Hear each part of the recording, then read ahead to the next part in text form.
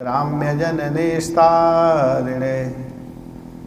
वन्देऽहं श्रीगुरोः श्रीयुत्पदकमलं श्रीगुरून् वैष्णवांश्च श्रीरूपं साग्रजातं सहगण रघुनाथान्वितं तं सजीवं साद्वैतं सावधूतं परिजनसहितं कृष्णचैतन्यदेवं श्रीराधा कृष्णपादान् सहगण ललिता श्रीविशाखान्वितांश्च। हे कृष्ण करुणा सिंधो दीनबंधो जगत्पते गोपेश गोपिका कांत राधाकांत नमस्तुते। तप्त कांचन गौरांगी राधे वृंदावनेश्वरी वृषभानुसुते देवी प्रणमामि हरिप्रिये। जय श्री कृष्ण चैतन्य प्रभु नित्यानंद श्री अद्वैत गदाधर श्रीवासादि गौर भक्तवृंद। हरे कृष्णा कृष्णा कृष्णा हरे हरे हरे राम राम राम हरे हरे।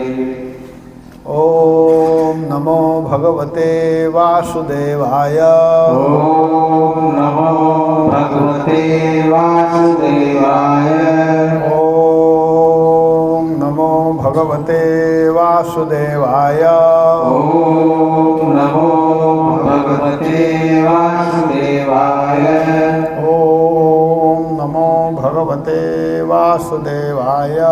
ओम नमो भगवते वासुदेवाय। हरे कृष्णा। हरे कृष्ण। तो आप लोग यहाँ पर 6 दिन से श्रीमद् भागवत कथा सुन रहे हैं। आज भागवत सप्ताह महामहोत्सव का 7वां दिवस है। यहाँ पर बहुत सुंदर देवहूति और भगवान कपिल का प्रसंग चल रहा है। किस प्रकार देवहूति माता के गर्भ से भगवान का जन्म हुआ है, जो सबके आराध्य हैं, जो सबके ईश्वर हैं, वही भगवान सांख्य तत्व के निरूपण करने के लिए, आत्म तत्व को बताने के लिए भगवान कपिल के रूप में आए। आत्म तत्व का मतलब सीधा सीधा समझिए कि अपने विषय में जानना कि हम हैं कौन, और कृष्ण के विषय में समझ लेना कि भगवान ही सब कुछ हैं। इसी को बताने के लिए भगवान कपिल जी के रूप में आए, कपिल देव के रूप में। तो यहाँ पर बहुत सुंदर प्रसंग चल रहा है कि जब करदम जी चले गए, करदम जी के चले जाने पर भगवान अपने माता के पास में उपस्थित हैं। माता देवहूति भगवान के बातों को याद कर रही है, अपने पति के बातों को याद कर रही हैं। उनके पति करदम जी पहले ही बता चुके हैं कि तुम बिल्कुल चिंता मत करो, तुम्हारे गर्भ से स्वयं भगवान आएंगे। तो इस बात को माता देवहूति जी समझ रही हैं कि यह जो अभी मेरा बेटा बन करके आए हैं, ये कोई साधारण व्यक्ति नहीं, भगवान है। तो अब माता यहाँ पर बोलना प्रारंभ करती हैं। देवहूति जी अपने पुत्र कपिल देव जी के सामने बोल रही हैं। कहती हैं, देवहूति जी बोल रही हैं और बोलते हुए कहती हैं कि हे भूमन प्रभो, निर्वीणा नितराम भुवन सदेन्द्रिय तर्षणात् येन संभाव्यमानेन प्रपन्नान्धम तमः प्रभो।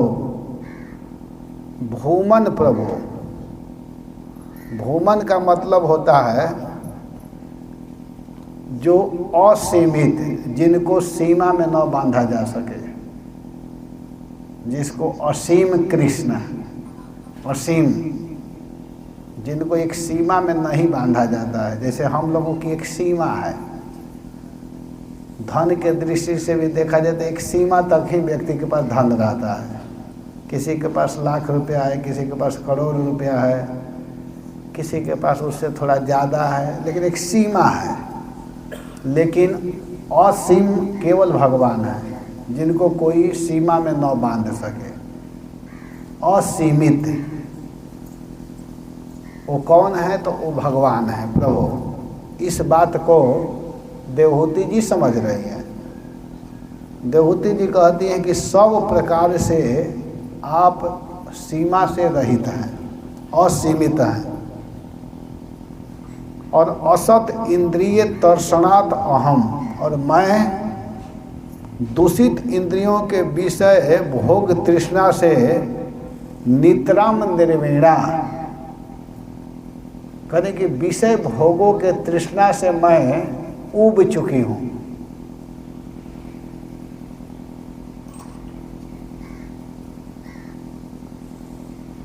यहाँ पर माता देवहूति करे कि मैं अब अनेक प्रकार का जो विषय है उससे मैं ऊब चुकी हूँ।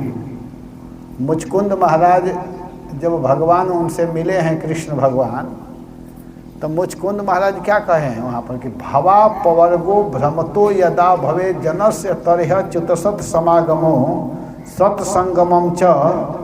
बोले हैं कि जब व्यक्ति को संसार दुखमय दिखाई देने लगे, संसार के कुछ भी वस्तु अच्छा न लगे, तब समझिए आप कि अब आपको भगवान प्राप्ति का समय आ गया है। अब भगवान आपको मिल जाएंगे। भगवान कब मिलते हैं? मुचकुंद महाराज कहे हैं कि भगवान उस व्यक्ति को तब मिलते हैं जब उसको अब संसार अच्छा नहीं लगता है।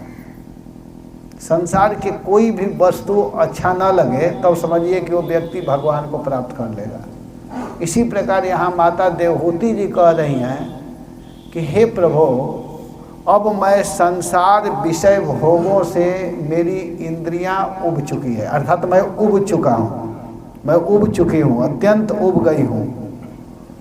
निरंतर क्रियमान जिस इंद्रिय तर्पण से मैं अज्ञान तिमिरावृत संसार कूप में गिर गई हूँ, प्रभु आप इससे अब कृपा करके हमको निकालिए।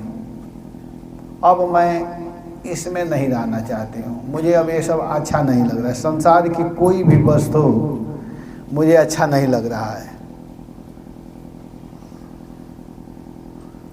क्योंकि अपने पति से देवहूति जी भगवान के विषय में जान चुकी हैं, समझ गई हैं। जिस भोग को, जिस सुख को देवता लोग भी नहीं प्राप्त कर पाए हैं, उस भोग को भी माता देवहूति प्राप्त कर चुकी हैं, देख चुकी हैं, उनको अनुभव हो चुका है। इसी बात को कह रही हैं कि मैं माया जगत के विषयों को भोगते भोगते मैं थक गई हूँ। संसार का जो विषय है इसको भोग भोग करके मैं थक चुकी हूँ। उन विषयों में कुछ भी सुख नहीं है। अपने जीवन का अनुभव बता रही हैं देवहूति जी, जीवन के अनुभव बता रही कि संसार के भोगों में सुख नहीं है। शंकर जी भी यही बात कहते हैं, पार्वती जी, उमा कहूँ मैं अनुभव अपना, सत हरि भजन जगत सब सपना। शंकर जी भी पार्वती जी से कहें कि मैं अपने जीवन का अनुभव बता रहा हूँ पार्वती, कि संसार में अगर कोई सत्य वस्तु है, कोई नित्य वस्तु है, जिसके आश्रय में रहा जाए और जिसके आश्रय में रह करके व्यक्ति सुखी हो सके, तो वो केवल भगवान की भक्ति है। सुखदेव गोस्वामी भी बोले हैं कि अगर कोई व्यक्ति भगवान की भक्ति करना भगवान के भजन करेगा वही सुखी रह सकता है। तो यहाँ पर कह रहे हैं कि मैं अनेक प्रकार के भोगों को भोग चुकी हूँ, अब मैं इससे उबारना चाहती हूँ। इंद्रियों की लालसा के फेरे में पड़ करके मैं घोर अज्ञानमय संसार कूप में गिर गई हूँ, इसलिए आप इससे मुझको निकालिए। तस्य त्वं तमसोन्धस्य दुष्पारस्याद्य पारगम चक्षुर्जन्मनामन्ते लब्धम में तदनुग्रहात्। इस दुस्तर घोर जो अज्ञान अंधकार है, गाढ़ है, अंधकार है, इससे केवल आप ही पारगम त्वम एव, आप ही पार उतार सकते हैं। आपके अतिरिक्त कोई पार नहीं कर सकता है। क्योंकि आज मेरे ऊपर कृपा हुआ है तभी आप मेरे पुत्र बन करके आए हैं। और हे बेटा, आप ही हमको इस अज्ञान रूपी अंधकार से उबार सकते हैं, निवारण कर सकते हैं। क्योंकि व्यक्ति अपने आप पार नहीं हो सकता है, उसको पार कराने के लिए योग्य गुरु की आवश्यकता होती है। जब तक योग्य आचार्य गुरु वैष्णव नहीं मिलते हैं तो व्यक्ति पार नहीं हो सकता है। अंधा को अंधा थोड़े पार कराएगा, जिसका आँख है वही पार करेगा ना। तो जिसको भगवान के विषय में ज्ञान है, जानकारी है, वही व्यक्ति भगवान को पार कर सकते हैं। इसलिए हे प्रभु, आप हमको इस अज्ञान रूपी अंधकार, इस विषय रूपी अंधकार से आप छुटकारा कराइए। हम लोग गुरु वंदना में गाते हैं ना कि चक्षुर्दान दिला जय जन्मे जन्मे प्रभु से, और गाते हैं कि ओम अज्ञान तिमिरांधस्य ज्ञानांजन शलाकया चक्षुरुन्मीलितम येन तस्मै श्री गुरवे नमः। तो गुरु जो होते हैं वो अज्ञान से जीव को ज्ञान की ओर ले जाते हैं। अर्थात अज्ञान है इस संसार का भोग और ज्ञान है कृष्ण भक्ति, कृष्ण का नाम। तो आप बेटा हमको भी इस अंधकारमय कूप से निवारण कराओ, पार कर दो। जो समस्त पुरुषों के अधीश्वर सर्व कारण भगवान है, निश्चित रूप से वही आप, जो सबके ईश्वर हैं वही आप, अज्ञान से अंधीभूत जन समाज के नेत्र प्रकाशक सूर्य के समान प्रकट हुए हैं। आप ही मेरे यहाँ पुत्र बन करके आए हैं। हम लोगों के पास आँख रहता है, लेकिन आँख रहते हुए भी सूर्य के अभाव में हम लोग देख नहीं पाते हैं। अंधेरा में नहीं ना दिखाई देता है। आँख रहता है लेकिन दिखाई नहीं देता है। जैसे एक सूर्य अनंत कोटि जीवों को प्रकाश प्रदान करता है, ठीक उसी प्रकार आप प्रत्येक व्यक्ति के जीव में हैं और प्रत्येक व्यक्ति के शरीर में आप हैं। और आप चाहें तो सबको ज्ञान प्राप्त करा सकते हैं, प्रज्वलित कर सकते हैं। अज्ञान रूपी तिमिर अंधेरा को आप दूर कर सकते हैं। तो प्रभु आप कृपा करके इस समय कपिल देव के रूप में अवतार लिए हैं, मेरे हित के लिए, मेरे कल्याण के लिए। अतः हे स्वामी, हे देव, आप मेरे सुदृढ़ अज्ञान को दूर कीजिए। त्वम में सम्मोहम अपाक्रष्टुम अर्हसि।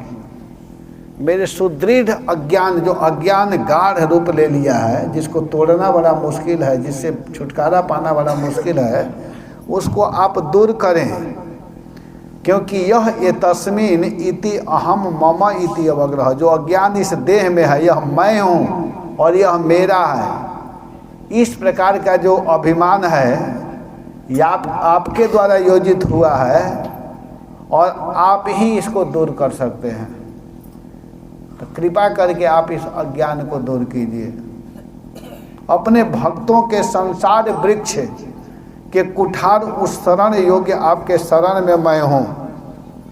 प्रकृति और पुरुष को समझने की इच्छा से नित्य धर्म वेताओं में श्रेष्ठ आपको मैं नमामि, अहम नमामि, मैं आपको प्रणाम कर रही हूँ, मैं आपके चरणों में बार बार प्रणाम करती हूँ। आपका जो नाम है स्वभृत्य संसार तरो कुठारम तम शरण्यम त्वम अहम शरणम गतास्मि, अपने भक्तों के संसार वृक्ष कुठार उस शरण योग्य आपके शरण में मैं हूँ।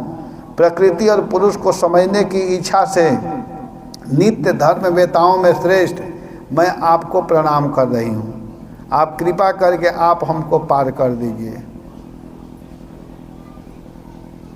आचार्य लोग कहते हैं कि भगवान से बढ़ करके भगवान का नाम होता है, तो आप हृदय में रह करके भी संसार वृक्ष का एक पता नहीं काट सके, और आपका जो नाम है, आपका जो गुण है, कथा है, नाम उच्चारण करने मात्र से जिह्वा पर आपका नाम उच्चारण होता है, उसी से व्यक्ति बड़े बड़े कष्टों से छुटकारा पा लेते हैं, बड़े बड़े पापों से उनकी मुक्ति मिल जाती है। तो इसलिए हे प्रभु, मैं समझती हूँ कि आपसे भी बढ़ करके आपका जो नाम है वो है राम एक भालू, राम एक तापसतीय तारी, नाम कोटि खल कुमति सुधारी, राम भालु कपि कटक बटोरा, सेतु हेतु श्रम कीन न थोड़ा, नाम लेत भव सिंधु सुखाही, करहु विचार सुजन मन माही। आपका जो नाम है वह करोड़ों पापी व्यक्ति का उद्धार कर देता है, कल्याण कर देता है। तो आप मेरे ऊपर कृपा कीजिए। इति स्वमातु निरवद्यमीप्सितम निशम्य पुंसाम अपवर्ग वर्धनम, धिया भिनद्यात्मवताम शताम गति, बभास ईसत स्मितशोभिताननः।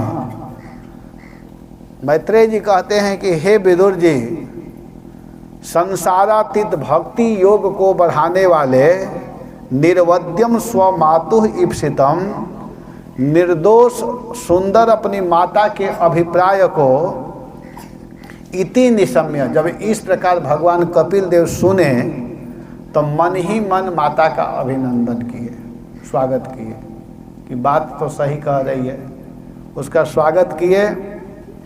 और आत्मवताम शताम गति, वशीकृत चित्त भक्तों के आश्रय भगवान कपिल देव ईसत स्मितम शोभित आनन, मंद मंद मुस्कुराते हुए, जिनका मुख मुस्कान से सुंदर दिखाई दे रहा है, वो भगवान मंद मंद मुस्कुरा रहे हैं। शोभित जिनका आनन है मुस्कान से, जो भगवान मंद मंद मुस्कुरा रहे हैं, ईसत स्मित शोभित आनन, जिनके मुस्काने से जिनका मुख कमल है वो सुंदर दिखाई दे रहा है। ऐसे तो भगवान हमेशा सुंदर ही दिखाई देते हैं। वह भगवान अब माता के सामने बोलना प्रारंभ किए, बभास सन, उनके सामने अब बोल रहे हैं भगवान।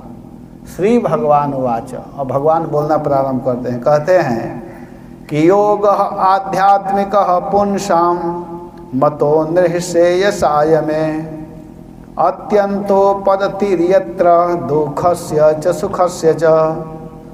भगवान कपिल देव कहते हैं कि पुंसाम नृश्रेयसाय, पुरुषों के मोक्ष के लिए आध्यात्म की योग में मतः, कहते कि आत्मनिष्ठ योग अर्थात जीव के स्वरूपानुबंधी योग, भक्ति योग ही मेरा सम्मत योग है। जो भक्ति करता है वही सबसे बड़ा योग है। व्यक्ति के लिए स्वरूप अनुभव कराने वाला जीव के लिए अगर सबसे बड़ा कोई योग है तो वो है भक्ति योग। मेरा यही मत है। जिस भक्ति योग के संपन्न होने पर दुखस्य च सुखस्य च, दुख एवं सांसारिक सुख की अत्यंत निवृत्ति हो जाती है, अर्थात उस व्यक्ति का दुख दूर हो जाता है और वह सुख की प्राप्ति करने लगता है भक्ति योग के द्वारा।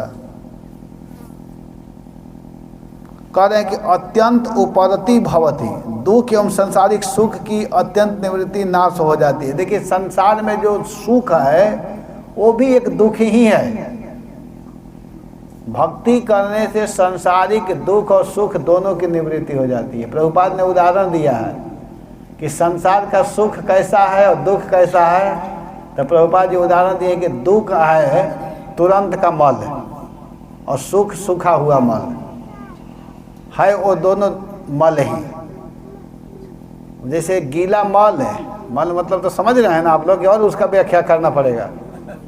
नहीं समझाने के लिए समझाना पड़ता है, लोग नहीं समझते हैं, इसीलिए हम लोग व्याख्या करते हैं। एक होता है गीला तुरंत का मल होता है, और एक सूखा मल। तो कोई सूखा मल को पॉकेट में लेकर के चले तो क्या वो मल नहीं है? बताइए, वो भी तो मल है।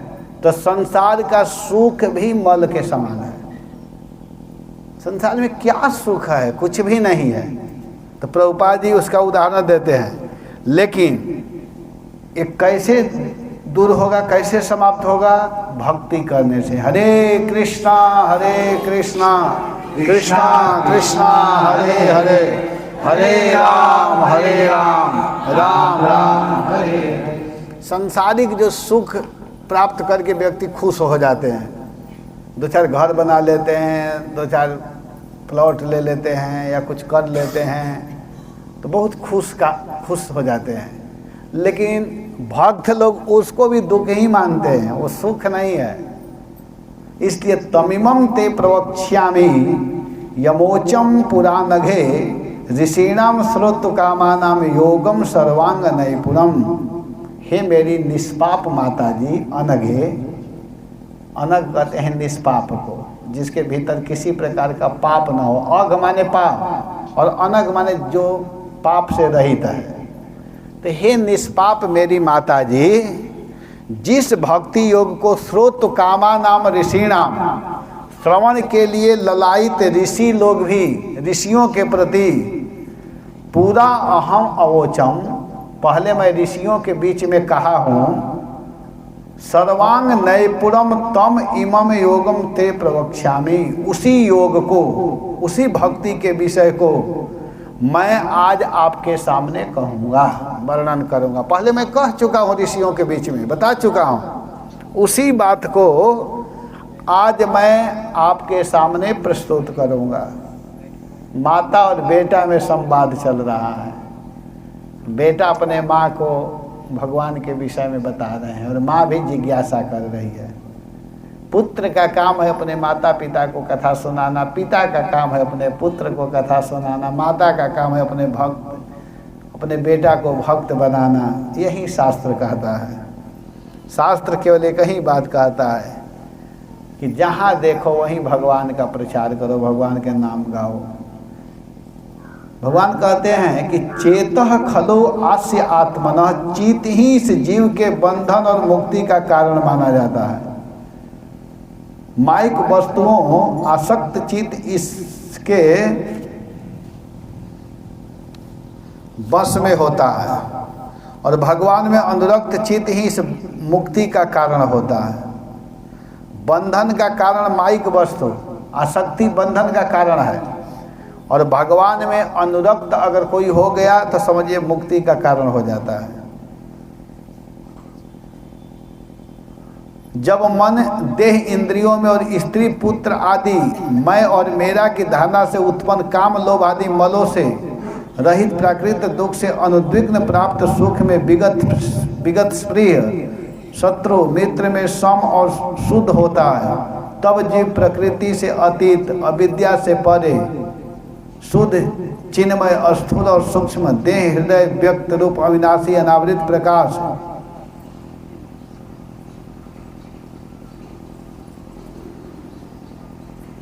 अति सूक्ष्म विषय वासना से अपरिच्छिन्न अपने स्वरूप को ज्ञान वैराग्य युक्त भक्ति युक्त मन से ही अनासक्त और अपनी अविद्या को क्षीण शक्ति देखता है। ज्ञान और योग दोनों के विषय में बता रहे हैं कि ज्ञान और योग जो है तभी माया बंधन से मुक्ति देने वाले होते हैं जब वे भगवत भक्ति से युक्त होता है। ज्ञान और योग, ज्ञान भी जब भगवत भक्ति से युक्त होते हैं तभी वह भक्ति से युक्त, तभी वह मुक्त होता है, मुक्ति देने वाला होता है। अगर ज्ञान को भक्ति में नहीं लगाएंगे तो आप मुक्त नहीं हो सकते हैं, कितना हो सुंदर ज्ञान क्यों ना हो। बहुत लोग हैं कि बहुत ज्ञान प्राप्त किए रहते, बहुत कुछ पढ़े रहते, बहुत कुछ जानते हैं, लेकिन उस जानने से क्या फ़ायदा है, क्या लाभ है? ऐसे ज्ञान रखने से क्या फ़ायदा है? बहुत लोगों को बहुत कुछ जानकारी रहती है, बहुत कुछ शास्त्र इधर उधर ग्रंथ के बात को सुने रहते हैं, याद भी रखते हैं, लेकिन याद रखने के बाद में भी भजन नहीं करते हैं, नाम नहीं जपते हैं। तो केवल ज्ञान प्राप्त करने से कुछ होता नहीं है, केवल ज्ञान है। जैसे बहेलिया आएगा, जाल बिछाएगा, दाना डालेगा, लोभ से फंसना मत, बूढ़ा कबूतर सिखा दिया था। सब कबूतर को यह चैप्टर याद हो गया था। बहेलिया आएगा, जाल बिछाएगा, दाना डालेगा, लोभ से फंसना मत। और बहेलिया समय से आया, अपना समय से जाल बिछाया, दाना भी डाल दिया, और वो कबूतर इसको बोलते हुए उस जाल में फंसे हुए हैं, खा रहे हैं दाना को। बहेलिया आएगा, जाल बिछाएगा, दाना डालेगा, लोभ से फंसना मत। और लोग फंस चुके हैं। और बहेलिया केवल एक दो कबूतर का और इंतजार कर रहा था कि एक दो और फंस जाएं तब ले जाऊंगा। उसी समय बूढ़ा कबूतर आ गया जो गुरु था उन लोगों का। तो आया तो देखा कि सब लोग फंसे हुए हैं और उस चैप्टर को याद किए हुए हैं, बोल रहे हैं बहेलिया आएगा, जाल बिछाएगा, दाना डालेगा, लोभ से फंसना मत। तो लोग कह रहे मूर्ख, तुम लोग तो फंस चुके हो, फंस चुके हो। अब घबराए, फड़ कर रहे हैं, लेकिन अब तो फंस चुके हैं। तो बूढ़ा कबूतर गुरु था, वो तो समझ रहा था कि कैसे छुटकारा मिलेगा इससे। तो अब वो कहा कि अरे भाई, अगर छोड़ दूंगा तो ये सब मारे जाएंगे। गुरु लोग कितना बचावें, चेला बचना ही नहीं चाहेगा तो गुरु कितना बचा सकते हैं। गुरु कहे कि देखो भाई, एक उपाय है अगर बचना चाहते हो तो। अब चुपचाप तुम लोग क्या करो कि इस समय कोई लड़ाई झगड़ा आपस में नहीं करना है, अब एकता में ही बल है। अब तुम लोग मेरे बात को सुनो, मेरा एक मित्र चूहा है, लेकिन वो बहुत दूर रहता है, वहाँ जाना पड़ेगा। तो मैं उड़ता हूँ और तुम लोग एक साथ उड़ना प्रारंभ करो, सभी लोग सब एक साथ उड़ना और मेरे पीछे पीछे चलना। तो बूढ़ा कबूतर उड़ना चालू किया और सारे पक्षी कबूतर एक साथ जब उड़ना चालू किए तो जाल ही उठा लिए, जो जाल था उसको उठा लिए और सब एक साथ उड़ रहे हैं, जाल को लेकर के जा रहे हैं। ये चैप्टर हमको पढ़ना था, जब मैं पढ़ रहा था स्कूल में तो हम लोग के विषय में था पढ़ने के लिए। तो बूढ़ा कबूतर आगे आगे उड़ रहा है, पीछे पीछे सारे कबूतर जा रहे हैं और गए अपने चूहा मित्र के पास। तो वहाँ गया बूढ़ा कबूतर ने कहा, भैया देखिए, मित्रता करना कितना लाभप्रद होता है कि मित्र छोटा हो या बड़ा हो काम देता है समय पर। इसलिए ये नहीं सोचना चाहिए कि ये तो छोटा है, हम तो बहुत बड़े हो गए, अब उससे क्यों दोस्ती रखें। दोस्ती निभाना चाहिए, छोटा हो या बड़ा हो, एक न एक दिन वो काम आएगा। तो बूढ़ा कबूतर जब पहुंचा चूहा के पास तो कहा, चूहा मित्र, हमारे सारे परिवार वाले, हमारे जाति के लोग सब फंस चुके हैं, अब तुम ही बचा सकते हो। कहा, बोलो मित्र, मैं आपके लिए अपना प्राण दे सकता हूँ। तो कहा, प्राण नहीं देना है, आप क्या करो कि तुम्हारा जो दांत है बड़ा तीक्ष्ण है, इससे तुम इस जाल को काटो। वो धीरे धीरे चूहा जाल काटा और उसमें से सब कबूतर निकल गए। तो उन लोगों को पाठ तो याद था, लेकिन उसका मतलब क्या है ये नहीं समझ रहे। तो वैसे ही आजकल के कबूतर लोग पड़े हुए हैं कि इधर के बात उधर के बात उधर के बात सुन लिए हैं, याद तो कर लिए हैं, लेकिन उससे निकलने का तरीका नहीं जानते कि कैसे निकलना है और उसका मतलब क्या है। मतलब यह है कि पढ़ने से ही नहीं होगा, ज्ञान प्राप्त करने से ही नहीं होता है। ज्ञान के साथ साथ भक्ति, भजन करना पड़ेगा। नियम अगर हम लोग बताते हैं तो हाँ हाँ हाँ ये तो हमको बात पता है। अगर कह दिया जाए कि ये बोल दिया जाए कि 2 दिन के बाद अब कार्तिक आने वाला है, ये कह दिया जाए और आने वाला ही है, कहना क्या है तो कहा जाए कि 2 दिन के बाद अब कार्तिक आने वाला है, कार्तिक में सुबह में स्नान कर लेना चाहिए, सूर्योदय होने से पहले सबको स्नान करना चाहिए। तो हाँ ये तो हमको मालूम है। कार्तिक में कुछ नियम है, गाय के घी के बत्ती जलाना चाहिए अपने अपने घरों में, तुलसी जी को विशेष पूजा करना चाहिए कार्तिक के महीना में, भगवान के सामने स्तुति करना चाहिए, गोपी गीत का पाठ करना चाहिए और दामोदराष्टकम का पाठ करना चाहिए। अपने घर में भगवान दामोदर का चित्रपट रखना चाहिए और उनके सामने रोज आरती करना चाहिए। कार्तिक में 1 बार खाना चाहिए, 1 टाइम अन्न ग्रहण करना चाहिए और ज़्यादा से ज़्यादा भगवान के पवित्र नाम का जप करना चाहिए। मान ली ये नियम बताया जा रहा है तो लोग कहेंगे ये तो हमको पता है। तो पता है तो इसको करना चाहिए और करेंगे तब ना फल मिलेगा, केवल पता होने से थोड़े फल मिल जाएगा। जब आप करना प्रारंभ करेंगे तब फल मिलना प्रारंभ हो जाएगा। तो इस बात को यहाँ बताया जा रहा है कि व्यक्ति को भगवान का भजन करना चाहिए। भजन करने से ही वह मुक्त हो सकता है। न युञ्जमाना नाम भक्त्याम भगवत्यंत खिलात्मनि सदृशोस्ति शिवः पंथा योगिनाम ब्रह्म सिद्धये। अनेक उपायों के अनुष्ठान द्वारा अपने को मुक्त करने की इच्छा से मुमुक्षुओं की ब्रह्म सिद्धि अर्थात ब्रह्म भगवान में दास्य सख्य आदि सीधी प्राप्ति के उपाय करने वाले योगियों के लिए अखिलात्मा भगवान श्री कृष्ण में क्रियमाण भक्ति के समान सुखमय और कोई उपाय नहीं है और कोई पंथ नहीं है। भक्त्या सदृश शिव पंथा, न भक्ति के समान भगवत प्राप्ति कराने वाला कोई दूसरा सुखमय रास्ता नहीं है। अगर सुखमय कोई रास्ता है तो भगवान की भक्ति मार्ग है, आप पहुँचेंगे लेकिन बहुत समय लगेगा, दुखमय मार्ग है। अगर कह दिया जाए कि गर्मी के दिन में आप चारों तरफ से आग जला लो, चारों तरफ से, और जला करके भगवान का ध्यान करो, तो ये बड़ा कष्टमय व्रत है ना। अगर कह दिया जाए कि ठंडा के दिन में रात भर ठंडा पानी में खड़ा हो जाओ और भगवान का ध्यान करो, तो उस मार्ग से भी धीरे धीरे धीरे धीरे धीरे धीरे आप पहुंच जाएंगे, लेकिन बहुत समय और बहुत कष्ट होगा, बहुत दुख होगा।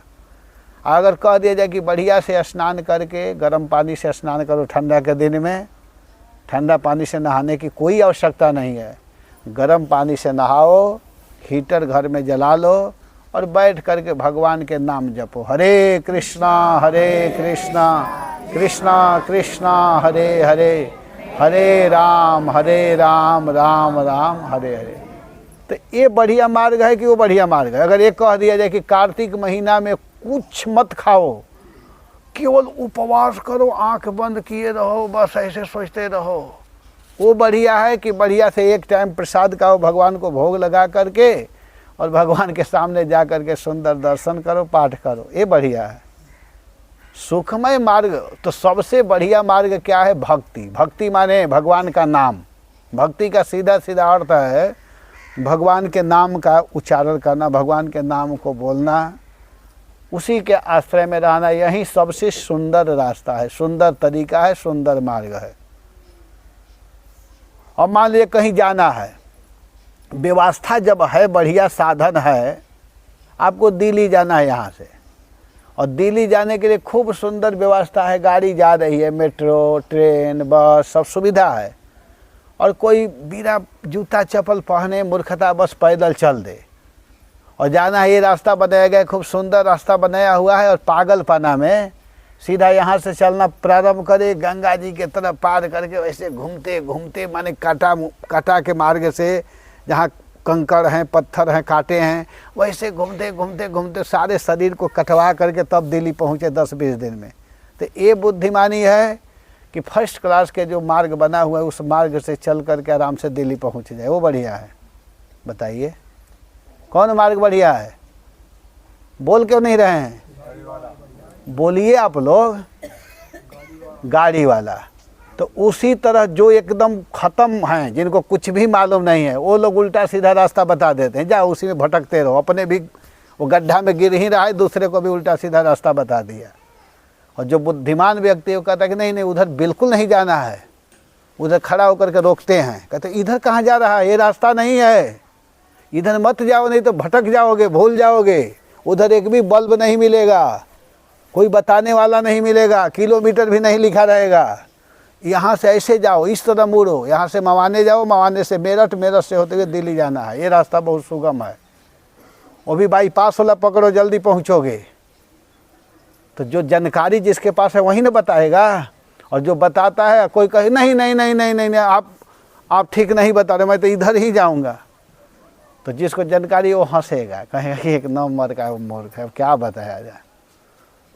तो यही बात भक्ति मार्ग में भी बताया जा रहा है कि हम लोगों को सबसे सुंदर मार्ग, सबसे सुंदर उपाय है भगवान का नाम। भगवान के नाम का जप करना चाहिए, भगवान के कथा को सुनना चाहिए। भगवान के कथा सुनना ही सबसे बड़ी भक्ति है। अगर कोई सुन रहा है नियम बना करके कथा, तो समझिए वो भजन कर रहा है। प्रसंगम अजरम पाशम आत्मनः कवयो विदुः स एव साधु सुकृतो मोक्ष द्वारम अपावृतम। प्रसंगम, स्त्री पुत्र मित्र आदि में आसक्ति को, आत्मनः अजरम पाशम, जीव का अजर अजीर्ण सुदृढ़ बंधन, कवयः विदु, तत्वज्ञ गण मानते हैं। जो बुद्धिमान व्यक्ति हैं, जो तत्वज्ञ हैं, जो भगवान के विषय में जानने वाले लोग हैं, वे लोग स्त्री पुत्र और सांसारिक मित्र, उसमें जो आसक्त रहते हैं उसको एक बहुत बड़ा बंधन मानते हैं। अगर सांसारिक व्यक्ति से संबंध रखा जाए, संसार में जिसका मन लगा हुआ है, वो अपनी स्त्री ही क्यों न हो, अपना बेटा ही क्यों न हो, अपने दोस्त फ्रेंड ही क्यों न हो, मित्र जिनका मन संसार में लगा हुआ है, थोड़ा ध्यान देना है। ये भगवान बोल रहे हैं, मैं नहीं बोल रहा हूँ। कपिल देव जी कह रहे हैं कि जिनका मन, जिनकी बुद्धि, जिनका चित्त विषय में लगा हुआ है, वो अपना स्त्री ही क्यों न हो, अपना पुत्र ही क्यों न हो, अपने दोस्त लोग ही क्यों न हो, तो उसको जीव का अजर, अजर माने जिसको काट पाना बड़ा मुश्किल है, अजीर्ण सुदृढ़ बंधन मानते हैं। कौन? साधु लोग। लेकिन किंतु सांसारिक लोगों से संबंध करना एक बहुत बड़ा बंधन है, माने आप बंध गए हैं, उसको काटना बड़ा मुश्किल है। ऐसे लोगों के साथ में बैठेंगे, उठेंगे, रहेंगे तो बड़ा झंझट है।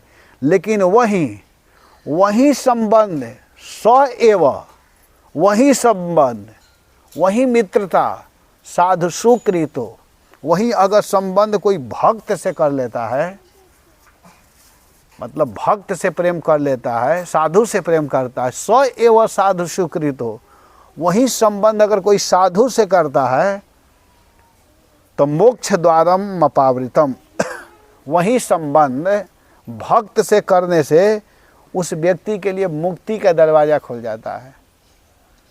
प्रसंगम अजरम पाशम आत्मनो कवयो विदु स एव साधु सुकृतो मोक्ष द्वारम अपावृतम। अगर कोई व्यक्ति सांसारिक व्यक्तियों से बात करता है, उनके साथ